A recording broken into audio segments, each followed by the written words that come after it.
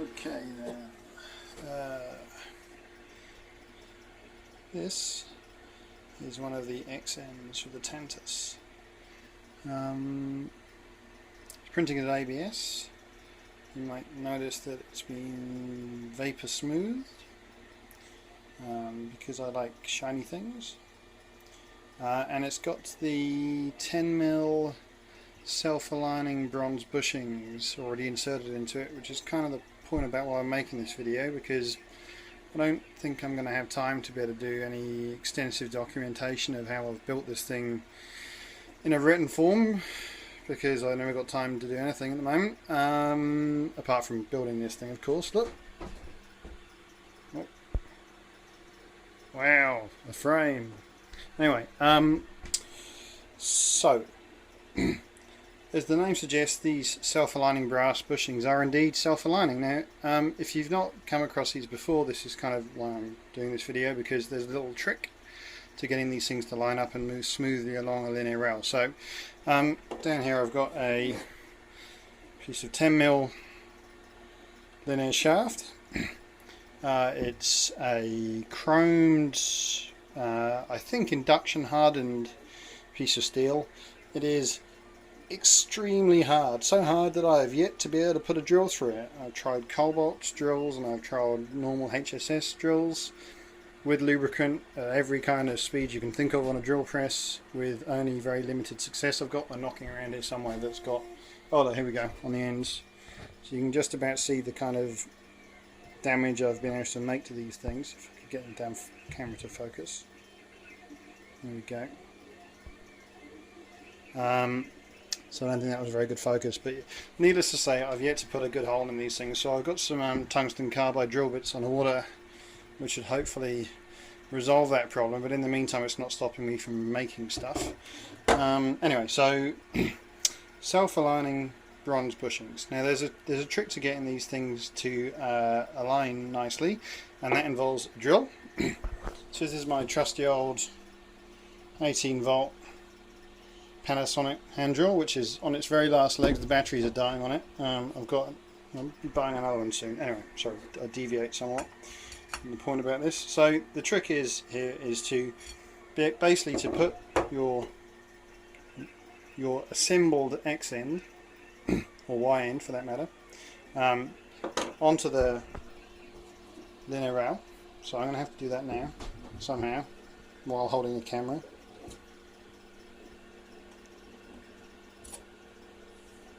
There we go. So it moves reasonably smoothly, but it's not kind of silky smooth. So this is the point where I have to put the camera down, because I can't do this with one hand. So hang on. Try and prop it so that you can sort of see what I'm up to.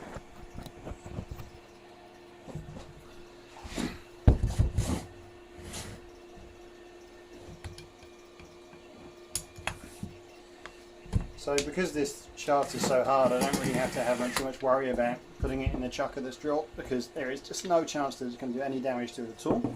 I'll put the camera back up. So there we go. Drill and the X end on the end of the shaft. So the trick is now this once again one of those things that's kind of hard to do one-handed. So I'm just going to try and put the camera down again, and we'll do it with the camera propped up, and I'll show you what's going on. So basically I'm just going to rotate this shaft with the drill and then move the X end up and down through it, and this helps to align the bearings. So you can, this drill is fully charged incidentally, so you can understand how sound it is. So I'm just moving up and down here. I'll show you in a minute why these things are self-aligning. But as I'm doing this, the ease at which you can move the X end up and down gets progressively easier.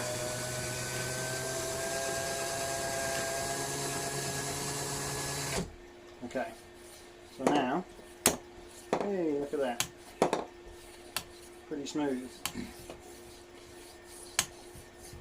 Anyway,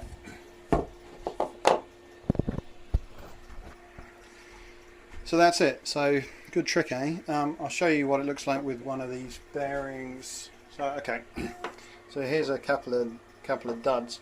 There's nothing actually wrong with these. I'm just sufficiently stupid that I managed to print 4 of the same orientation. They actually need to be mirrored, because obviously you need to like that. Yeah, the holes aren't central from the point of view of the rod clamps, so if you don't print them mirrored, you end up with this nasty offset that reduces your actual X and Y distances you can move the shaft back and forth. So yeah, whoops. But it is convenient enough, because it means I can now show you what happens with these nice self-aligning brass bushings. So these are from STPSI in the States. They are really cheap. They're like $1.50, $1.60 a pop, something like that. So these XYNs are effectively the same design as the ones that Sublime came up with for the original Tantillus. I've just beefed them up significantly because I'm using 10mm rods instead of 8mm rods. So I just basically started again from scratch rather than trying to sort of repurpose his STLs. Obviously he was using a printed PLA bushing, and just because I like these things, I'm using the brass ones instead. Incidentally, these things are rated for rotation as well as for linear motion, so when you go and look on the STPSI website, you'll see a maximum rotational speed, so they're perfect, and so they're really very not dissimilar from the sort of Ultimaker concept that they use, but they use just a straight through solid brass, bronze, whatever it is, bushing without this kind of metallic bit around it.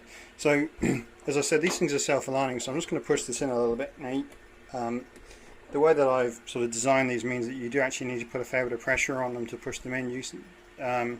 I've actually, on the ones that are completed here, I've just taken a scalpel to that inside ridge there and just trimmed it away a little bit, because frankly I don't want to print a bunch more. But what I can do now is show you why these things are self-aligning.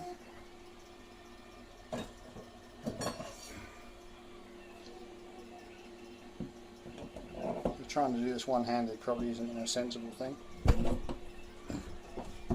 Okay, so hopefully you'll be able to see this.